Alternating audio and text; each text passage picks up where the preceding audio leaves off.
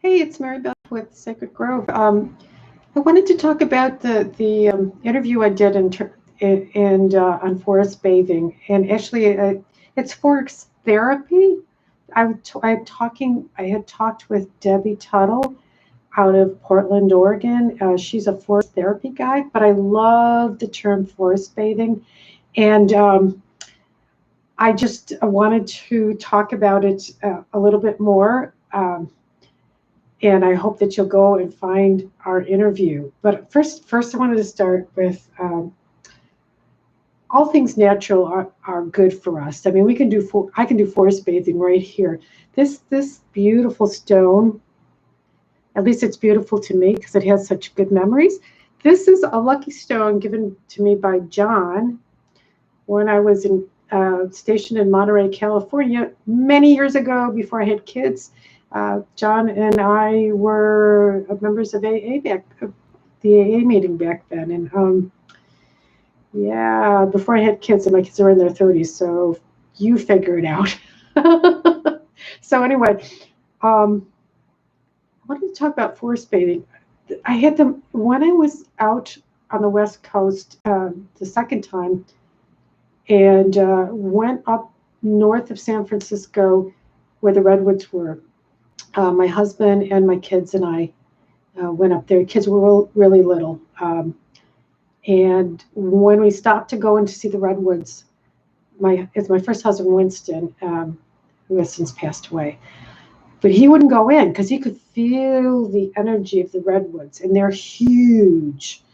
Um, and Patrick, who was probably 2.5, 3, he's like, "Oh, yeah, we're going right in." So Pat and I went in and hung out with the trees, and I th- it's such a memory to me because their presence seemed so real. I mean, didn't seem, their presence was so real.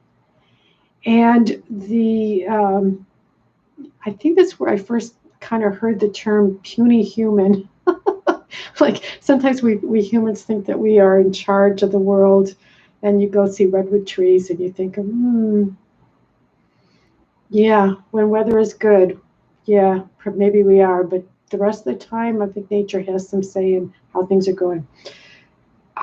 What is lovely about forest bathing or forest therapy is they have done studies that show that people who go into the forest, either with a guide through a forest therapy guide, like Debbie, or even just in there with no particular purpose other than to connect with the nature that is around them and know that they will get what they need, actually do get what they need.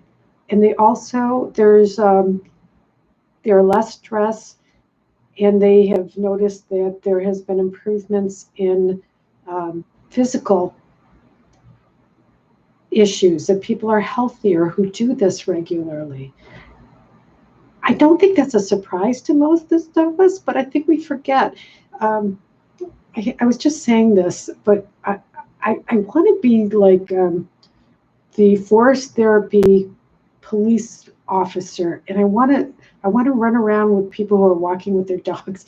I will not do this, but this is what I want to do. I want to slap that cell phone out of their hands, pick it up gently, and put it in their pocket, and say, "You are missing what's around you, and you're not doing it with your dog.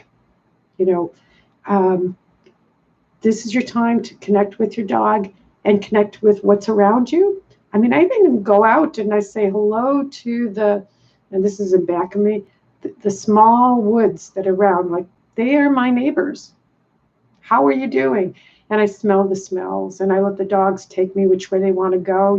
Their noses will, I don't know what they're sniffing, but they find good things. And there is something totally refreshing in that. So I wish you would, put your cell phones away. Even if you're on a sidewalk, there's still grass, there are still, quote, weeds, there are still scents, there are still birds.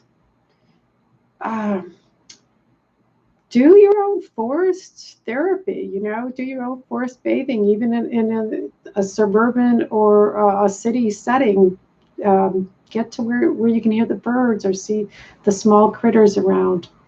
Uh, and I'll put the link to my interview with Debbie, and she goes into so much more, and there's some great links there. But thank you for listening, and yeah, my lucky stone says see you later. Bye.